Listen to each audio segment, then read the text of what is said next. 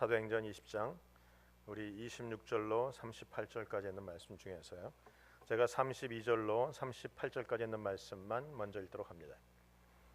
사도행전 20장 32절로 38절까지 있는 말씀 제가 먼저 읽습니다. 32절로 38절까지 있는 말씀 한 절씩 교독합니다.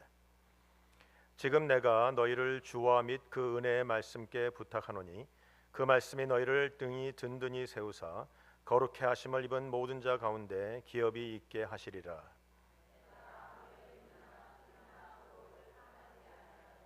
너희 아는 바에 이 손으로 나와 내 동행들의 쓰는 것을 당하여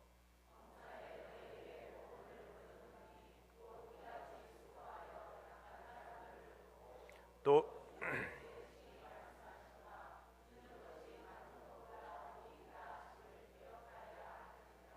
이 말을 한 후 무릎을 꿇고 저희 모든 사람과 함께 기도하니 다시 그 얼굴을 보지 못하리라 한 말을 인하여 더욱 근신하고 배에까지 그를 전송하니라. 아멘. 오늘 본문에 있는 말씀을 가지고 말씀에 의탁하라라는 제목으로 하나님 말씀 증거하도록 합니다. 오늘 본문의 앞에 쭉 보면 바울이 자기가 한 일에 관한 설명이 나와 18절부터 21절까지 자기가 이제까지 했던 자기의 사명과 자기가 했던 그 모든 사역에 관한 일들을 쭉 합니다. 한마디로 요약하면 이것입니다. 내 사역 속에 많은 핍박이 있었다, 많은 눈물이 있었다, 많은 고난과 아픔과 심지어는 돌맞음과 죽음이 있었지만 그 모든 것들을 초월해서 나는 복음을 증거했다입니다. 그 많은 어려움 속에서 나는 뒤로 물러가지 않고 27절에 보면 거리끼지 않고 담대하게 복음을 증거했다입니다. 여러분, 이것이 바울의 고백이고 간증입니다. 이것이 우리 모든 믿는 자들의 간증이어야 합니다. 여러분이 인생의 마지막 순간에 하나님 앞에 갈 때 주님이 여러분을 영접하는 순간에 주님, 내가 이 땅에서 많은 눈물과 고난과 핍박은 있었으나 내가 끝까지 뒤로 물러가 침륜에 빠지는 자가 아니고 끝까지 복음을 증거했습니다. 복음을 증거하고 하나님의 나라를 선포했다고 하는 그 믿음의 간증과 고백이 있어야 될 것입니다. 그러기 위해서 여러분은 뒤로 물러가시면 안 되는 것이죠. 사람들이 왜 뒤로 물러갑니까? 핍박이 있기 때문에 그렇습니다. 근데 이상한 일이죠. 하나님의 영이 충만한 사도 바울, 가는 곳곳마다가 죽은 자를 살릴 수 있는 그 능력자가, 또한 그는 말씀을 붙잡고 있는 그 사람, 하나님이 항상 보호하는 그 사람이 가는 곳곳에 핍박이 없어야 되는 게 당연한 것이에요.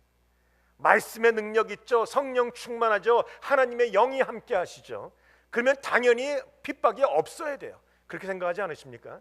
그런데 그럼에도 불구하고 핍박이 있었어요. 그럼에도 불구하고 고난이 있었고, 그럼에도 불구하고 심지어는 돌에 맞았고, 그럼에도 불구하고 심지어는 죽음의 순간도 맛보았다라는 것입니다. 이상하지 않습니까?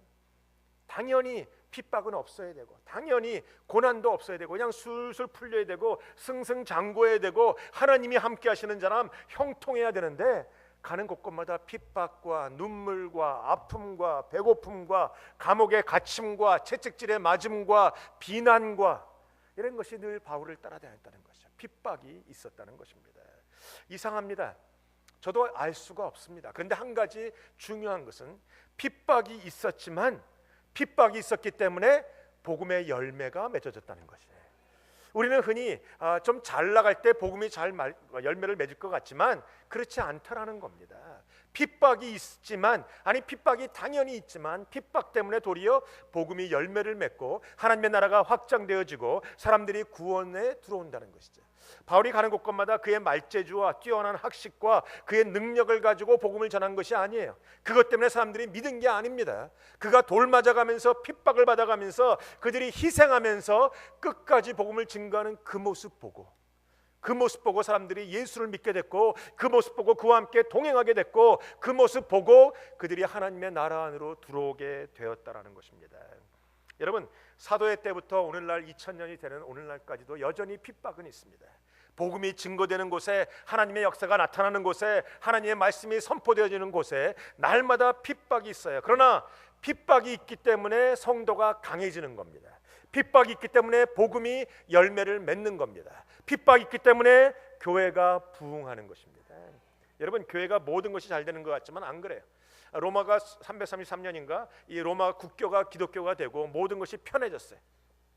그 전까지는 예수 믿으면, 기독교 신자가 되면 감옥에 들어가고 목이 잘리고 십자가 달리고 콜로세움에서 사자밥이 되는 그때는 사람들이 신앙적으로 뜨겁고 성령 충만하고 예수로 살았는데, 국교가 기독교가 되고 이제는 예수 믿는다는 게 그게 로열티 같은 느낌이 들고 자유롭게 믿게 했더니 그때부터는 기독교가 타락하기 시작했어요.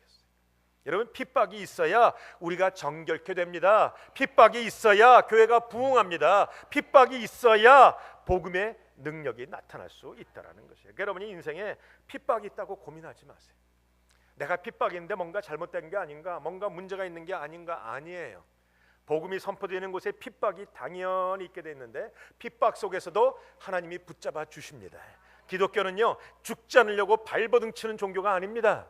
넘어지지 않으려고 발버둥 치는 종교가 아닙니다. 그러나 우리는 넘어져도 일어나고 죽어도 살고, 이것이 부활이라는 거예요. 우리는 부활을 믿기 때문에 돌 맞아도 괜찮아요.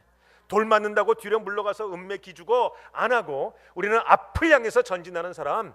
그래서 로마서 10장에 뒤로 물러가 침륜에 빠지는 자가 아니라 우리는 앞으로 전진하는 믿음을 가진 자다.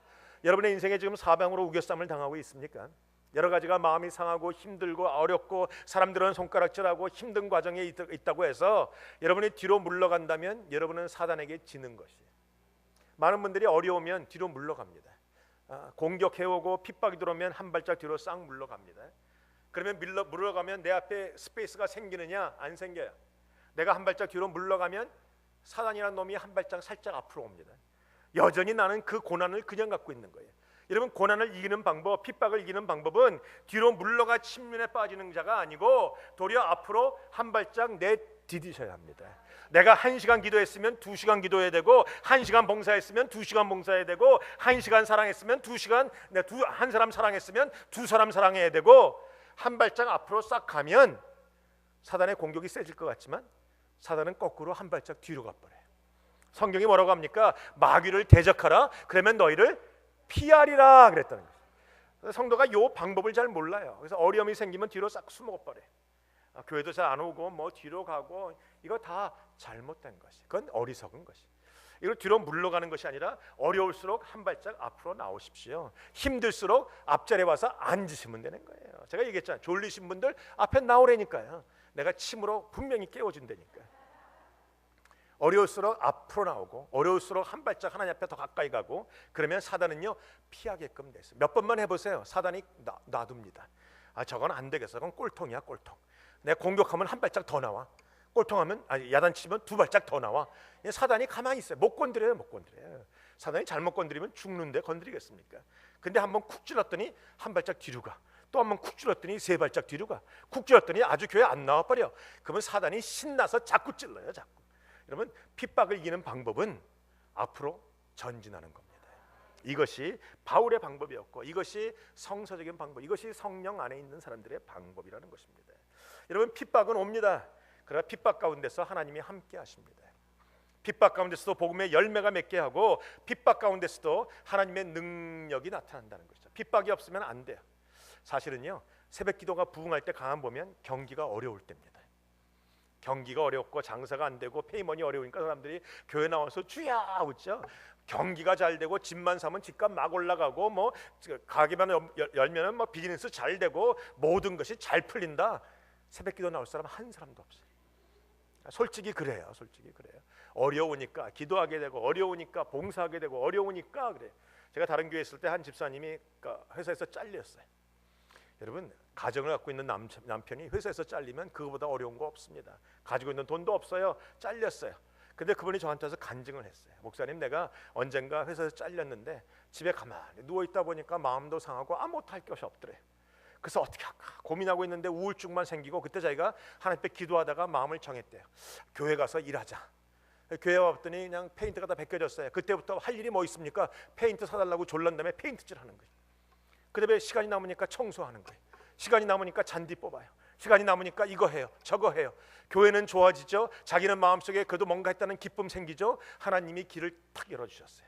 그래갖고 모든 그 연봉이 더블로 올라가서 더 좋은 곳에, 더 좋은 데 가더라고요. 그분이 얘기한 게 있어요. 목사님, 난 앞으로 살면서 또 잘려도 나는 그러면 잘리면 교회 가서 살 겁니다. 여러분, 사단이 못 건드려요. 못 건드려. 저거 어려움을 딱 주니까 교회 와서 아주 살아버려.